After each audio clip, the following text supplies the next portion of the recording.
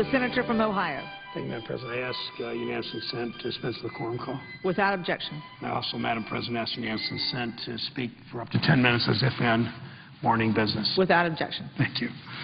Last week, Madam President, new trade figures were released. I know the senator from the presiding officer from North Carolina is very concerned about what's happened with these trade figures and what it means to jobs in her state and my state.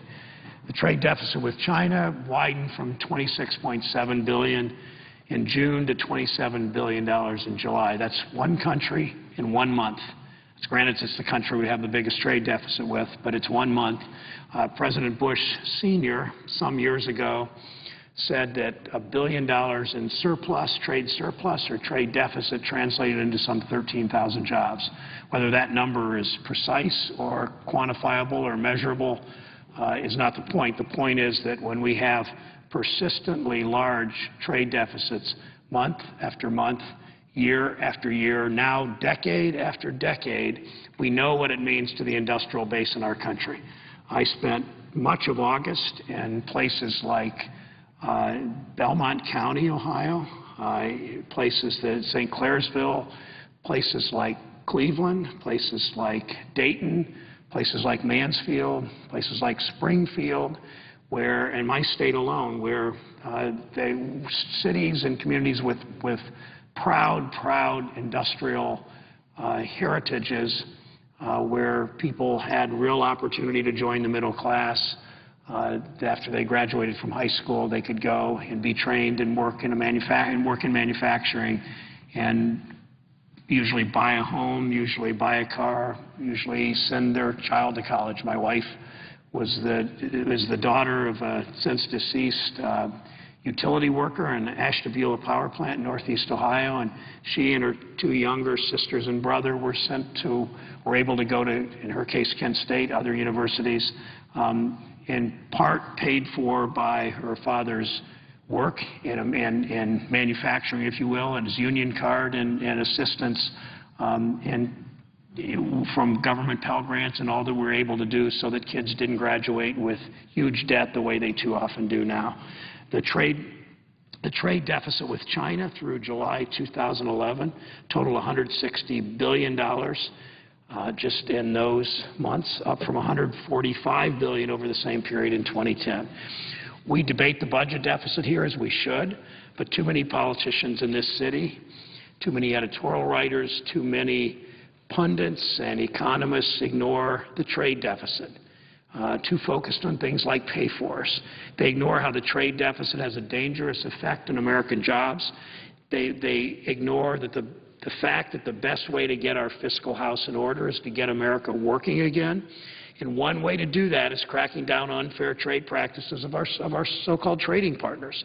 It's clear, Madam President, that when the President steps up and enforces trade rules, and while I don't agree with the President's sending the Korea, Panama, and Colombia trade agreements to the Congress for votes because I don't think they serve America's interest, I do believe that this President, more than his predecessors, has been relatively, I say relatively, but blessedly so in some cases, aggressive at enforcing trade rules. And I've seen that in Youngstown. It created jobs. I've seen it in Lorain.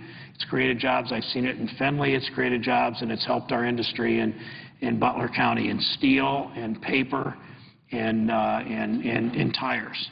In June, and it's clear that part of this problem is currency manipulation, from the Chinese, which undermines American manufacturing and our very own job-creating efforts. In June, the Economic Policy Institute released a new report showing that addressing Chinese currency manipulation could support the creation of 2.25 million jobs. Now, Madam President, put that in contrast to what they say the free traders at any cost, the sort of free market, free trade fundamentalists that preach past NAFTA, it'll mean hundreds of thousands of jobs. Past CAFTA, it'll mean hundreds of thousands of jobs.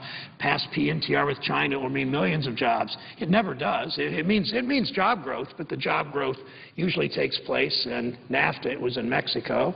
In CAFTA, it was in Central America. And PNTR with China, it was in East Asia. There's job growth. It's not job growth, and it's nothing close to net job growth in our country, in the United States of America. And even that, the President is saying with this new agreement with South Korea, that it will sustain or keep or contribute to sustaining or keeping 100,000 jobs or so. So even the promises aren't that great on this new trade agreement, and we know they never live up to the promises. But we do also know if we stood up on currency, it could create 2.25 million American jobs. And these aren't you know, my friends on the other side of the aisle don't want to ever do any kind of direct spending on infrastructure.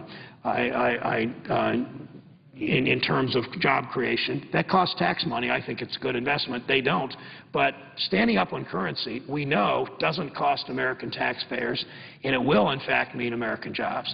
A paper mill in Butler County, down near Cincinnati, between Dayton and Cincinnati, someone that worked with that paper mill told me that they are now competing with China when China, for coated paper, it's a higher tech manufacturing of paper, the kind of magazine paper we all touch and use.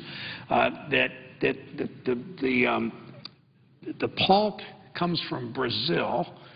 It's shipped to China. It's milled in China. It's shipped back to the United States, and they undercut American prices. Yet, only 10% of the cost of paper production is labor.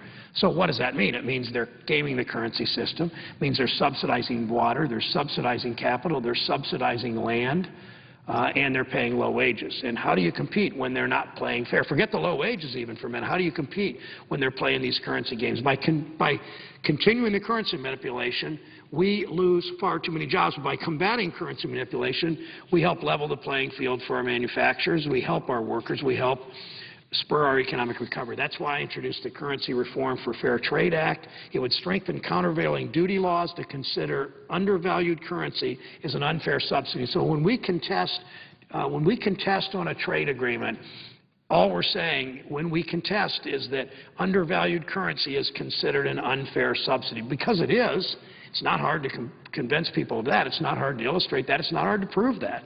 So when an industry like the coated paper company in Hamilton, or the oil country tubular steel used in drilling in Lorain, Ohio, or in Youngstown, Ohio, where there's a new steel mill because of a trade decision the President made, thank you, or aluminum in Sydney. When an industry petitions the International Trade Commission for relief against unfair subsidies, currency manipulation under this new bill, an amendment that we're going to offer on the floor, would be part of that investigation. This designation would ensure the government has the tools to respond on behalf of American manufacturers and workers by imposing countervailing duties on subsidized exports from China. We have broad support here. Senator Schumer from New York, a Democrat, has been very involved with this. Senator Snowe from Maine, a Republican, has been very involved. Senator Stabenow from Michigan, a Democrat, has been very involved in this. Senator Graham from South Carolina, a Republican, has been very involved in understanding that these kinds of currency manipulations undermine American jobs, cost us American jobs, undermine our economy.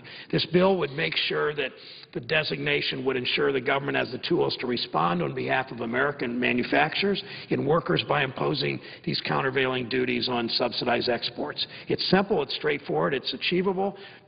Addressing currency manipulation would decrease our budget deficit up to $70 billion a year, somewhere between $500 and $800 billion over 10 years if sustained.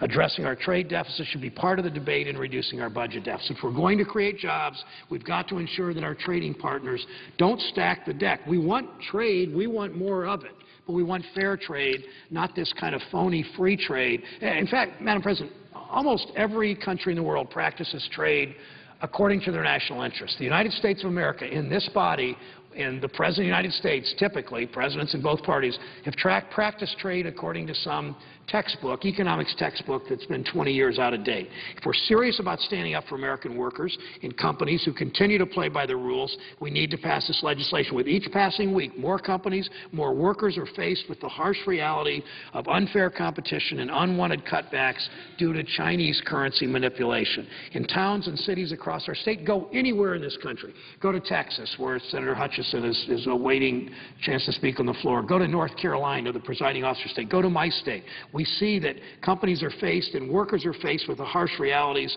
of that unfair competition. Workers have the proud tradition of making products that matter to America, from the tanks made in Lima, Ohio, supporting our troops abroad, to steel tubes created in Lorain, Ohio, equipping our energy markets. Ohio manufacturers are vital to our nation's security and economy, our national security, our economic security, our family security. All of those are dependent on making things in the United States of America. My state is the third largest manufacturing state in the country. We're seventh in population, but we're third in manufacturing. We have lost far too many jobs in Zanesville and Jackson and Columbus and Akron because of this undermining of because of this gaming of the system of China, the way China's gamed the system on currency. It's time to take bold action. It's time to stand up to China. It's time to practice trade according to our communities and our national interest. It's time to do that, Madam President. It's time to pass this legislation. I yield the floor.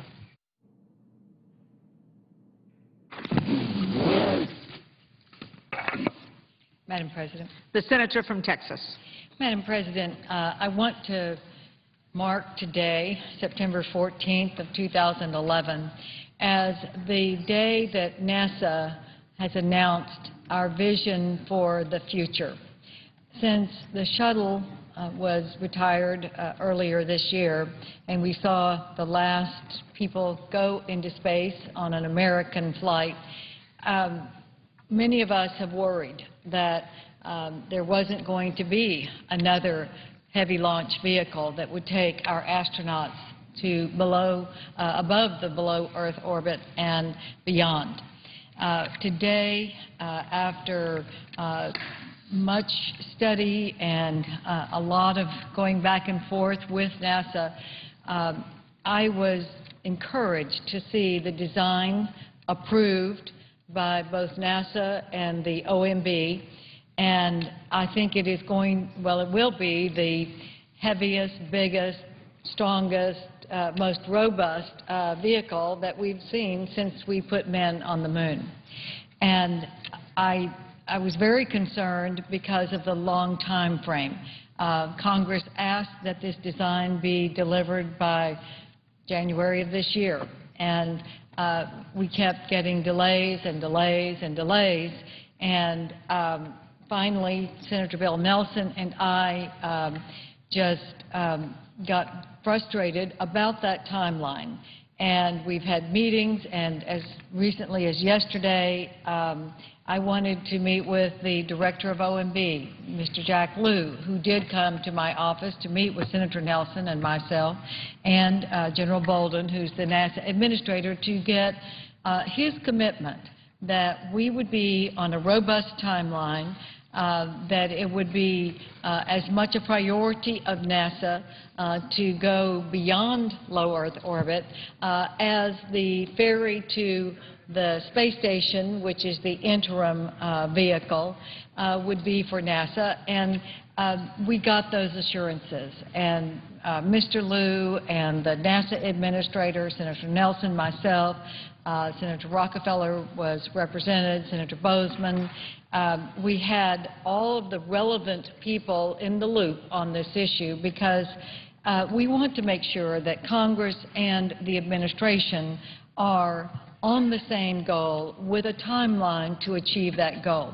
What worried us about the delays were the loss of cost efficiencies and the loss of the experienced personnel to design that new heavy launch vehicle. We want to have the most experienced engineers that will use the proven technology that has been time-tested and add to that proven technology the added boosters, the added capabilities that we know we must have to go to Mars, to an asteroid, and to make sure that we do it in a safe manner. I am very encouraged by the commitments that were made and the timetables that we are seeing. I am told by the NASA personnel that we are now going to look for 1 week or two to have the contract modifications in place that will tell the workers that they're going to have those jobs, that we're going to have that experience, that they've got a project to work on. And I think it is essential that we have that kind of experienced personnel to do this. So I am very pleased that we have now this way forward. It is the most powerful vehicle that we will have seen in many, many years. And I think the announcement today is going to set us on a path. And if we can see those contract modifications going out from NASA in the next week or a little more, but no more than 2 weeks from now, then we will know that there is progress and that we are going toward the time when we will have the building of that rocket, that we will have the design followed by the building, and then, of course, the testing, and then the launch.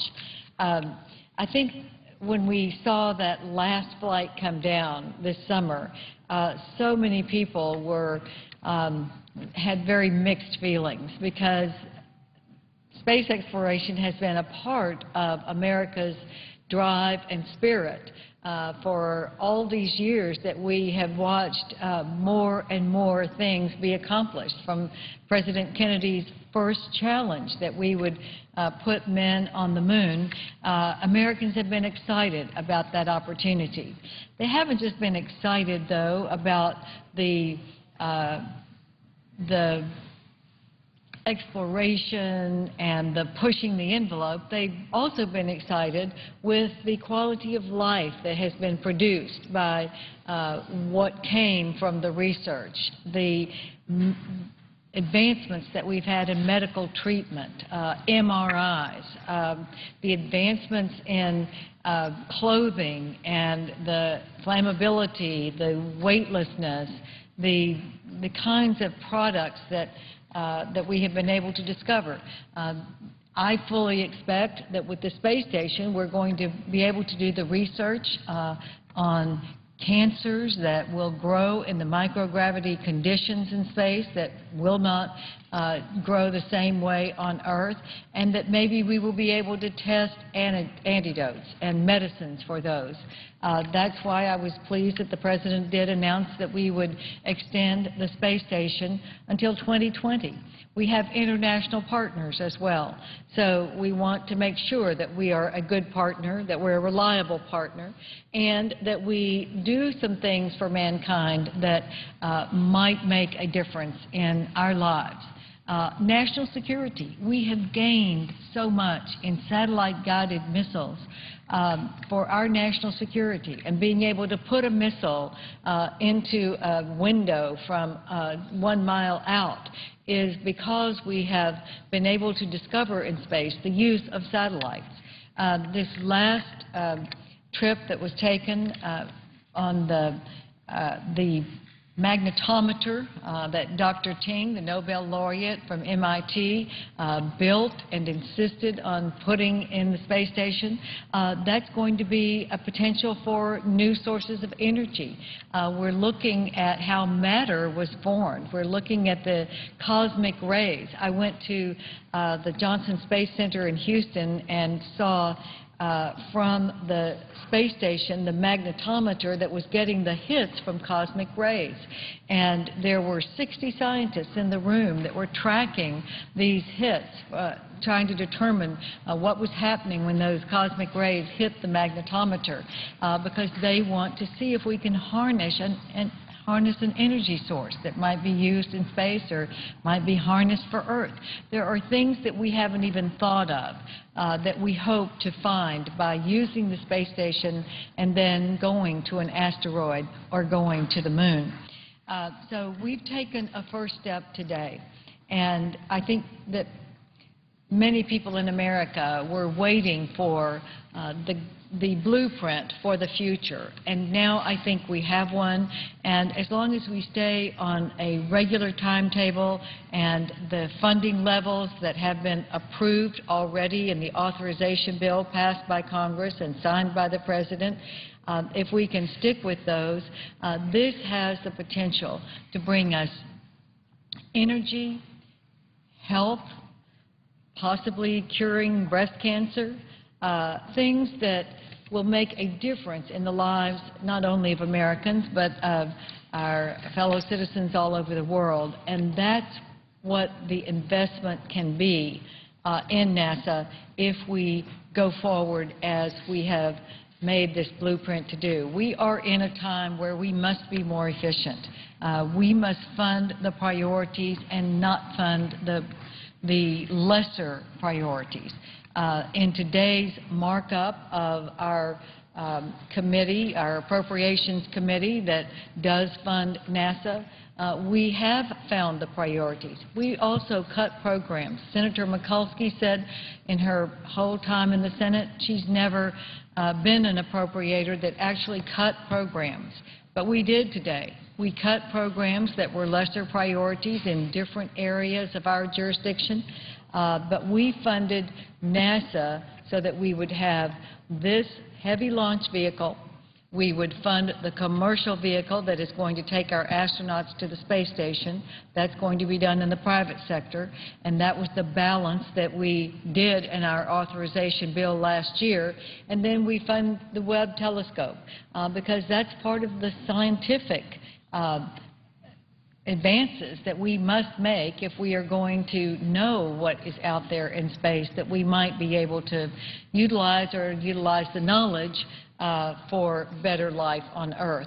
So I'm very pleased that we have the Appropriations Committee that will hopefully approve the bill tomorrow, and that we have made those tough decisions, and we came in under the 2011 continuing resolution on our overall bill.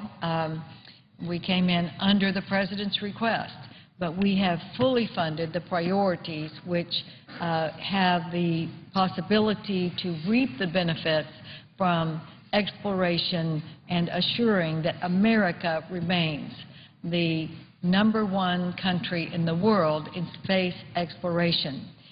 Our economy has benefited, our national security has benefited, and now we're going to be looking at health care possibilities, energy possibilities, and living in space and seeing how we can do that in a better way. So I think we have a plan that will excite the American people again about what we can do in space if we put our minds to it, if we prioritize, if we're efficient with the taxpayer dollars, and we don't lose sight of the vision that is the spirit of America. Thank you, Madam President. I yield the floor and suggest the absence of a quorum. The clerk will call the roll. Mr. Akaka.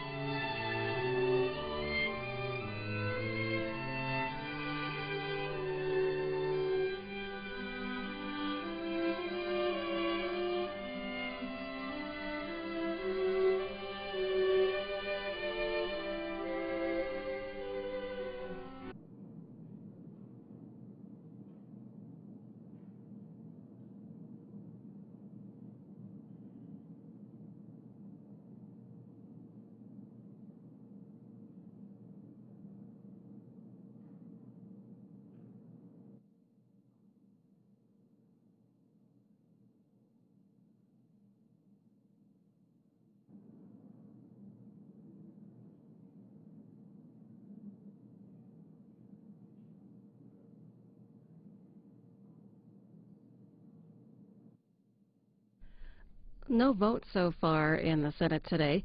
Senators continuing with a bill that renews trade restrictions against Myanmar, also known as Burma.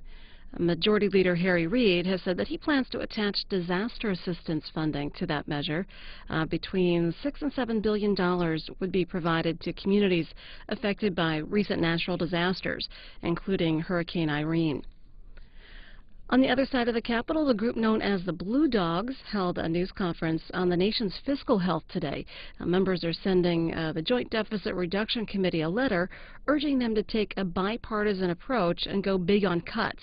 The committee is charged with coming up with at least $1.2 trillion in deficit reductions by November 23rd.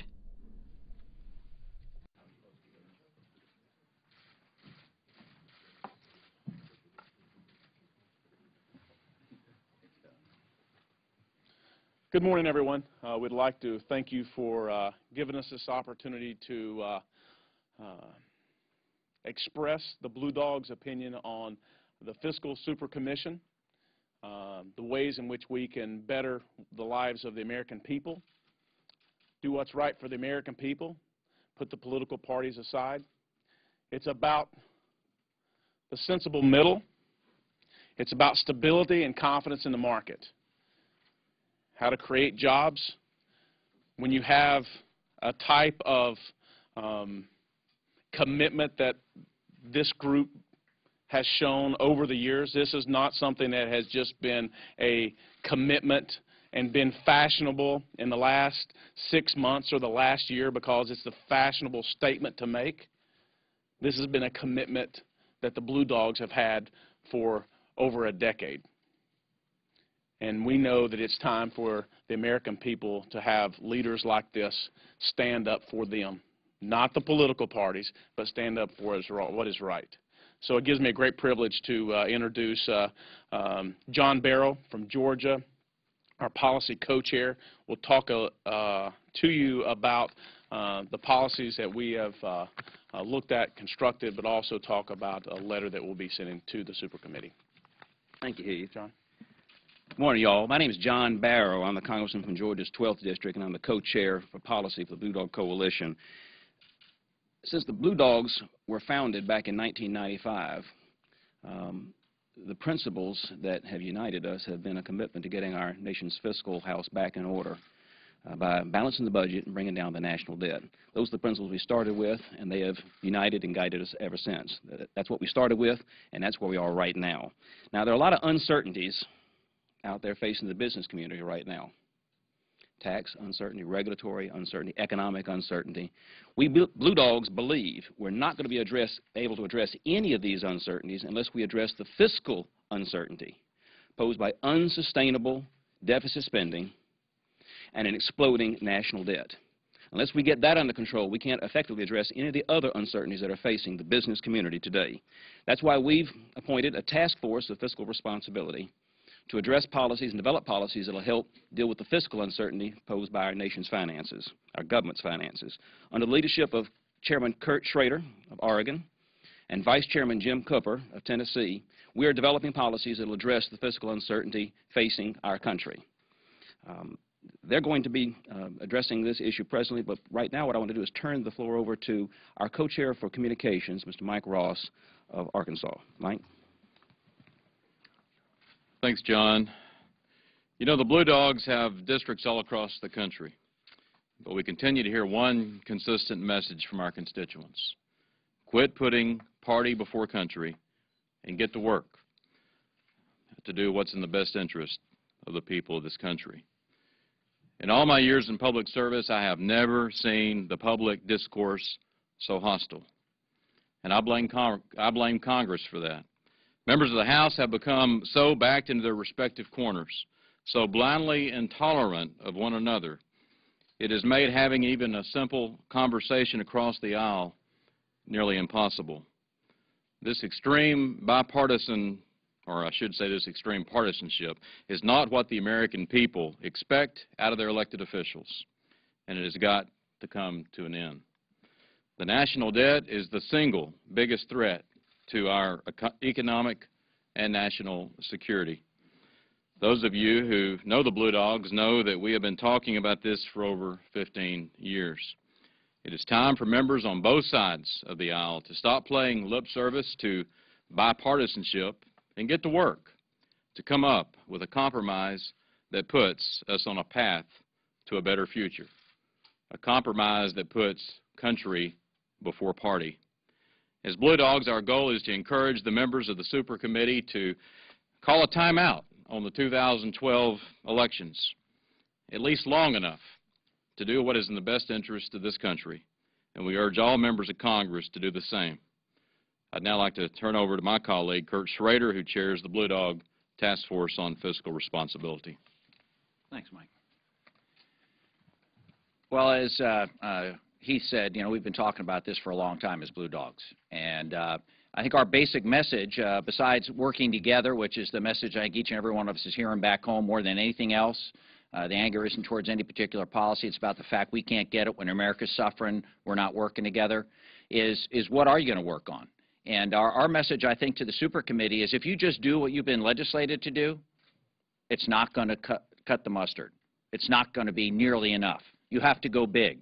You have to do what the Blue Dog Blueprint talks about, which is getting close to that $4 trillion figure in savings and revenues to balance the budget at the end of the day. S&P, Moody's are all going to downgrade us again if we don't go big and really talk about the big cost drivers. Our tax system's a mess. The entitlement systems are in grave danger right now. We've got to really talk about not more than just our discretionary programs, which are a third of the budget right now. That is where their real charge. They've got to go bigger than anything that's expected of them. And this will be a real I think a real statement about whether this Congress has America's back at the end of the day. Are we going to make it worse or better for businesses in this country to invest in America? Given the mess in Europe right now, if we step up in November and do the right thing and go big, solve our problems, put everything on the table, including process reforms, I think that's a huge confidence message you just heard Mike talking about a moment ago that gets businesses off the sideline, making the investments, and really creating the jobs that this president's talking about. With that, the most experienced member of the Blue Dogs, I'd like to introduce Jim Cooper. Thank you. I appreciate the opportunity to be here. I'm Jim Cooper from Tennessee's 5th Congressional District. This is a very rare moment in American history. This is a moment when the Super Committee can either come up with a solution or force us into across-the-board sequestration. It's very important, as I just said, that the Super Committee go big, do more than the law requires, put us on the path toward a $4 trillion solution, much as the Bowles-Simpson Commission recommended that we do. Sequestration, the default position, would not be nearly so large a solution, and it would be an arbitrary solution. So the Super Committee has a heavy responsibility to come up with what will have to be, since it's 6 and 6, a bipartisan answer to our problems, and come up with that by Thanksgiving, and then have House passage by Christmas. But that is so much more preferable to sequestration that we must encourage them, and that's what our letter does, say that Blue Dogs would be willing to step up and do the right thing for the country. So thank you for being here, and we're trying, even in this hyper-partisan environment, to put the country first, not political party, to try to make sure that we get a fiscal solution to our problems now when we have the opportunity to do so. So I appreciate your being here. Look forward to your questions. Thanks. Any questions? Creation proposals, like the legislation that was sent up to Congress earlier this year. What do you, I mean? What do you think of the idea of spending more to help to stimulate job creation in the near term, and then maybe get more fiscal austerity? Obviously, we think any jobs package should be paid for, but we're not here to talk about a specific piece of legislation. I mean, that is a small part of what we're talking about. I mean, you're talking about a $450 billion jobs program, and yes, it should be paid for. But we're here to talk about cutting government spending $4 trillion. We're here to urge the Super Committee to go big. and to you know, call a timeout on the 2012 elections, and let's put country before party. You know, rarely do you have the American people as focused as they are now on the deficits and the debt. And it's a real opportunity with the super committee and with the focus of the American people on the deficits and the debt to really not just kick the can down the road, but solve this problem not only for our generation but for future generations. And we can do this. And so that's what we're really here to talk about. In terms of jobs, I think I can speak for all of us. We're for creating more jobs. Elections yesterday in Nevada and New York in which your party suffered some pretty big losses. Republicans are casting those as a referenda on the president's leadership on the economy, and National Democrats, you know, work on jobs. All I know is we won all the special elections last time, and look what happened. Maybe we're going to do great this coming season. Is there any, what message do you all take from Well, I don't think it's any shock that we lost the race in Nevada, and I don't think it's too big a shock that we lost the race in New York. I'll leave that to the political pundits to analyze, but I think we all know that there were a lot of local issues, if you will, involved in the outcome of the election yesterday in New York. I'm sure the Republicans are going to want to spin it, that this is another example of it's going to be a bad year for the president, a bad year for Democrats. I would disagree. Again, if you look at Nevada, I think most people would tell you it was going to go Republican. It had a Republican congressman in it. New York, there were a lot of local issues involved in that, in my opinion. One issue that came up in New York was that the Republican candidate said he would defend Social Security and Medicare, and said that because the president had been talking about reform, that we had to change the system. There really wasn't a difference between the parties. When you talk about putting politics on hold, how do Democrats differentiate themselves on entitlements if the promise is we also are going to start scaling back entitlements? Well, I think everything is on the table. I mean, we cannot not have an increase of revenues the way the Fiscal Commission had proposed. It was a lower the rate and broaden the base. And you can't do it without some type of reform and entitlements. I mean, we're going to be kidding ourselves. And you'll be lying to the American people if you think you can do it any other way. You can't do it without putting everything on the table. And that's far too often the problem that we have in this country. I mean, even as news media, it's much easier to put an extreme right person, an extreme left person on TV, split the screen, and let them fight about it. That's great entertainment. But the American people needs to hear the truth about what we need to do as a country and as members of Congress. You know, at the end of the day, Jim Cooper said this 4 years ago. There's no truer statement that could have been made. He says, Heath, if we'll all do what is right for the American people first, even if it costs us our jobs, 10 years from now they'll say that was the greatest Congress to have ever served. Think about that. That's what we have to get to as a nation and as members of Congress. We are leaders. We're trying to lead here when everyone else is running to their political corners. Everything has to be on the table. The White House said that and you spoke about cutting spending $4 trillion. Are you guys at odds with each other on revenues? No. You said spending, and you said everything should be on the table. Well, let me clarify. When I say we need to cut $4 trillion in spending, we need that would include tax reform. I mean, there's something wrong with a system where some corporations are paying 0% in corporate taxes and others are paying 30–40% in corporate taxes. We need tax reform. Obviously, that would be included in the $4 trillion. In terms of Social Security and Medicare, look, no one is going to vote to cut benefits for seniors and for folks who are near Medicare Social Security eligibility age, Democrat or Republican. No one's going to do that. Politically, it would be suicide. And the fact is that we've got to reform the systems to ensure they're there for my children and grandchildren while protecting the basic benefits that are provided to seniors today and seniors that will be coming online in the next few years. And I don't think either party, I'm sure in the fall of 2012 you're going to see a lot of elections where one party's accusing the other one of trying to you know, cut grandma's Social Security check. But I'm here to tell you that neither political party is going to do that. The fact is, Social Security keeps half the seniors in America out of poverty. So what happens if they don't have a Social Security check? They fall below poverty. Therefore, they qualify for, you know, food stamps, housing assistance, utility assistance. The list goes on. It could very well end up costing the government more, which means it wouldn't have a net effect in terms of a reduction. So I'm sure in the heat of next year's election, there's going to be a lot of games played on Social Security and Medicare. Let me just be real clear. Blue Dogs, Democrats, Republicans, in my opinion, no one is talking about cutting benefits for seniors today and those that are near retirement. We're talking about reforming the program for our children and our grandchildren to ensure the solvency of it a long time and ensure it's there for them as well. And I think it's very important that we make that point, and I would call on the leaders of both parties to not make this an issue in the next election. On the issue of the White House, Medicare and Medicaid are expected to be pretty big sources of savings for the super committee. Could you talk a little bit about the specific proposals on Medicare and Medicaid that you support?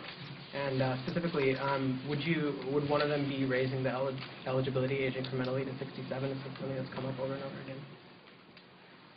Well, most budget experts would tell you that 2/3 of our long-term budget problems are health program related. But remember where we are in this debate. Many Americans don't really realize that Medicare is a government program. And, you know, all kidding aside, you know, many of us here regularly back home keep government out of my Medicare. So we have to start first with diagnosing the problem, helping all Americans understand the true nature of the program. So we have a lot of work to do in that regard.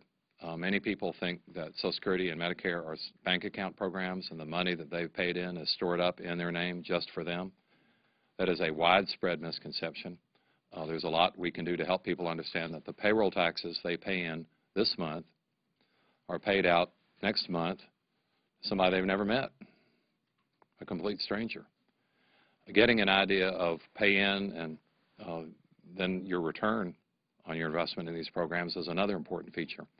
So we have a lot of work to do as a Congress and as a media to help folks understand these programs. There's another huge set of issues having to do with government accounting for these. And we put most of these precious, vital programs on the government credit card as opposed to treating them in the regular budget process. A further issue has to do with the legal treatment of these programs. Are these vested benefits? Are these contractual benefits? Well, it turns out they're not. Legally, they're not even promises. They're scheduled benefits. And most Americans are not aware of that. So we have a lot of work to do here as a Congress to start getting people's heads in the game, to understand the true nature of the dilemma. I think once Americans see how large the problem is, we'll be much closer to a solution. Once you have accurate diagnosis, the treatment options are then almost obvious. But right now, we're not even close to an accurate diagnosis. Would you include specifics in your letter to the super committee? Well, the letter's already been drafted, and I think it's been sent. We have countless private conversations with members of the super committee and members of Congress in general to help them focus on these, because unless you're on the committee of jurisdiction and unless you've taken a couple months off to study this, these are very difficult issues. That's why they haven't been solved in the past. And that's why this generation of elected officials needs to step up and do the right thing. And out of the 12 members, I mean, who are more likely to have a difficult race? These members of Congress or those 12?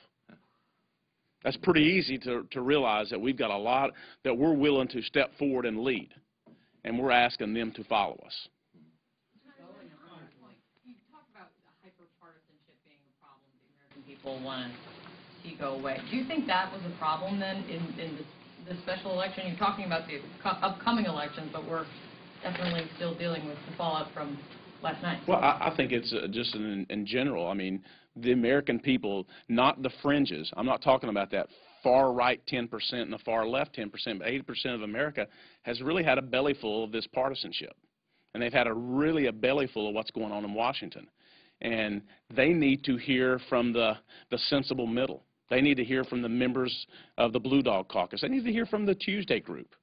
That's where 80% of the American people is. It's just unfortunate that 80% of the American people's viewpoint is in a small room in a small caucus because we only are electing the fringe groups. So are you concerned about fallout from the election last night? I think every single race individually, I mean, we all went through difficult races last time, and all of us came out substantially ahead at the end of last year's election cycle. So it really gets down to each candidate in every single district. And when you represent your district right and you make sure that the folks in your district know that you're working for them and not the political parties, you get reelected. Following up on that, what you're talking about, are you confident that the composition of the super committee is going to allow them to reach this kind of agreement? I mean, there's not blue dogs on the committee. A lot of these people represent the bases of their parties. If the blue dogs were the 12, we would have a solution. The economy would be strong. It would be vibrant. The stability would be there. The economy would be rebounding. The trillions of dollars it's setting in the business world today, the uncertainty, would be back in the game. And we wish that we were on that committee. At least one of us. At least one of us. If you'd had members of the Blue Dogs and members of the Tuesday group on the super committee, I'm confident that they could have gone big and really solved this problem for future generations. Our concern and the reason for our letter is because of the political makeup of the folks on the committee. We're concerned that they're going to take their orders from their national party leaders and not really sit down and call a timeout on the 2012 elections like we're asking them to do. To that point, yesterday, in yesterday's hearing, we saw Democrats on the committee saying the same old thing. It's the Bush tax cuts, it's the wars in Iraq and Afghanistan. We heard Republicans saying it's entitlement programs, runaway spending, and there was no sense that I saw yesterday of a willingness to tackle the way forward and what potential solutions. Well, you can help us by getting our message out.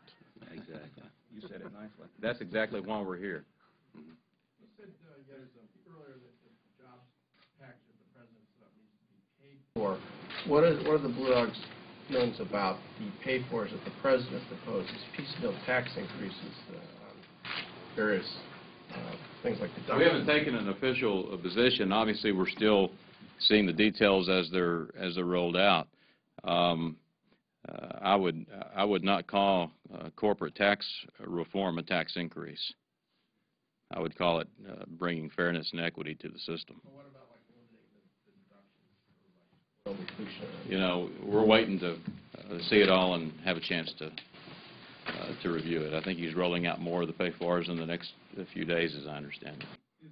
Is the Joint Committee the proper place to find those pay-fors, the way the White House suggested, or should it be focused just on its task?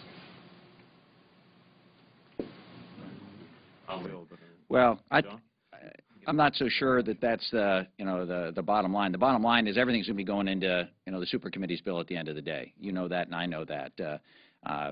Whether it's the proper place to have individual piecemeal approaches to tax reform, I don't think that's what the president's talking about. The president's jobs package is about instilling confidence. So we are listening to folks out there. There's a mixed media message, I think, going to folks back home. They're not sure. Are we paying attention to their plight? And end of the day, what gets passed at the end of the day in the president's job package isn't as important as the fact that we're talking about it, and more importantly, that Boehner and Cantor, at least on the surface, seem to be wanting to do something with the president. That's the type of confidence we're trying to instill in this super committee, to make sure that we're working together at the end of the day. They're going to posture. They're going to come out with their rhetorical statements to start with. That's just politics 101 here in Washington, D.C. in the Beltway. But I think as Heath and Mike and everyone's talking about, at the end of the day, our job is to put pressure on them. Our job is to talk to our responsible colleagues on the other side of the aisle that want to solve these problems. I think going big is a win for both sides at the end of the day. We can both take our respective messages home. America's the greater for it, and that's the second level of confidence we instill that Heath talked about in the economy, get those trillions of dollars off the sideline. So you need the package deal of total tax reform. I think the Republicans, Joe Sixpack Republican Home buys in, the companies, big and small, buy into reducing the tax rates, getting rid of all these tax breaks that don't make America more competitive, look at them more critically. I think, like Jim said, give it to the committees of jurisdiction to figure that out. They're the smart people that have been around, don't want to offend people who have expertise, and let them work through that. I don't think it's our job as Blue Dogs to dictate our particular prescription. We'll leave that to left and right fringe groups. We're here trying to get the ball down the field. Congressman, later today, the House is going to vote on the resolution of disapproval for the raising of the debt ceiling, and I'm wondering, how do you all plan to vote on that today? I think that's left up to each individual member. I don't think the caucus, we have not taken a position on that. Each member will be able to vote the way he or she sees what's best for their district. Budget amendment, and yesterday House Republicans rolled out this effort making the case that a BBA would help spur job creation. Do you all agree with that? Well, we've released our balanced budget amendment that we have had. It's actually saw pretty good reviews from both the Republicans and Democrats. So, if there's anything out there, let's take the moderate approach that the Blue Dogs have put forth. When it was not the fashionable thing to do, now that everyone's running to get their proposal, we've had this out for how many years now? 15 years now. So it's very fashionable how these proposals. Where were you 15 years ago? The Blue Dogs were peddling balanced budget amendments when balanced budget amendments weren't cool. Congressman Schuler, you mentioned that you all are in competitive races. Many analysts are already pointing to the president's low approval rating as a drag on the Democratic candidate in New York. How concerned are you about Obama being at the top of the Well, I think I've done a pretty good job of representing my district, constituent services within my district, and he lost my district last time. You don't think, broadly speaking, the president will have any effect on Democrats on the ticket? Well, I think in districts that those members have not worked to represent as their constituents the way they should and wanted to be represented, it may be difficult for some of them. But I don't think our Blue Dogs, I think our Blue Dogs have showed our independence. And that's how that's why we will be successful again in this next election cycle. We've shown our independence. We are given what the American people is asking for, not what the political parties are asking for. One thing that never shows up in stories on that I'd like to, if I could, make a point on is, there's always stories about, if the president doesn't do well in a conservative, moderate-leaning district, then that member could be in trouble. Look, the people are going to vote against these guys because they're on the same ballot as the president. The folks that are going to vote against them for that reason, we're going to vote against them anyway. The part that never gets written about, just take and I'm not even running again, but being on a ballot with the president had nothing to do with my decision. Just take my district, for example. I was fortunate, won by 18% last year. And yet, if you looked at 2008, which was a presidential year with Obama on the ticket, versus 2010, a non-presidential year, there were 58,000 fewer votes cast in 2010 than 2008. That's going to be 58,000 more people voting in Arkansas's 4th Congressional District next year. And I can promise you, it wasn't Republicans and Tea Party folks staying home last year. And you know that. Pine Bluff, Jefferson County, heavily African-American, heavily Democratic, 10,000 less votes in 2010 versus 2008. And I think that gets missed. And so I also think some advantages come to those of us in swing districts running in a presidential election year. On the balanced budget amendment, just the Republican argument is that this is a good discussion to have right now as we talk about job creation. Is the balanced budget amendment discussion, is that related to job creation at all? Or is that a distraction at the moment? Just speaking for myself, I think the balanced budget amendment is a very powerful symbol. A lot of Americans don't trust Congress, and the balanced budget amendment is a way of taking it beyond Congress's control. Many people have not examined the details of it. I think in general it would bolster confidence that Congress will, over time, start doing the right thing again. Until we restore that confidence in Congress, America is in jeopardy. Because right now there's a terrific loss of faith. I don't need to tell you that. Our congressional poll ratings are at all-time lows because people see us on TV and they don't think we're putting the country first. Well, at least Blue Dogs, this small group of individuals, is trying to put the country first. And I think the Tuesday group is trying to do the same thing.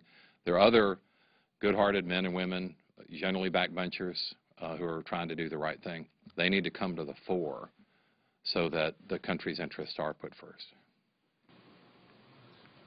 Did you all watch the committee's work yesterday, the committee's hearing yesterday? And if so, what did you take away from it as far as their ability to reach any sort of deal or a big deal?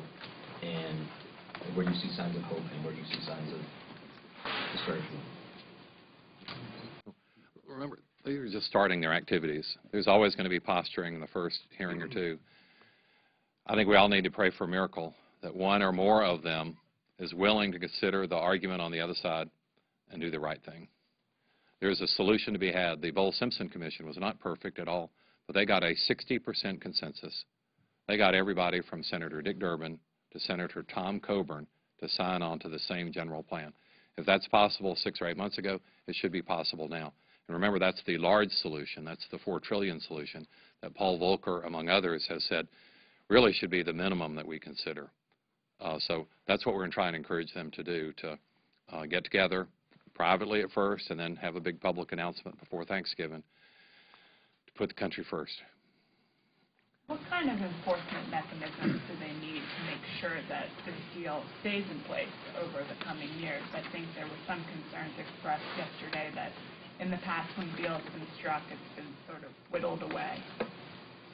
I don't want to talk too much. Part of what they should do is be upfront